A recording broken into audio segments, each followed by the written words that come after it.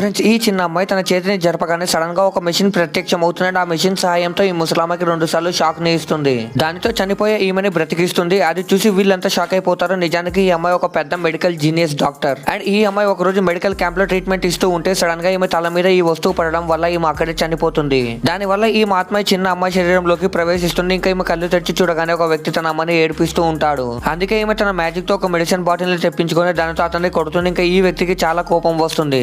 And వీళ్ళమ్మని కొట్టబోతాడు. అప్పుడే అక్కడికి ఒక రాజకుమారుడు వస్తాడు. అతను ఈమెని కాపాడతాడు. ఇంకా ఈమెకి ఆ రాజకుమారిని చూడగానే అతన్ని ఎక్కడో చూస్తున్నట్టుగా అనిపిస్తుంది. కానీ ఈమెకి తెలియదు 7 సంవత్సరాల క్రితం ఈ రాజకుమారిని కలిసి ఉంటుంది.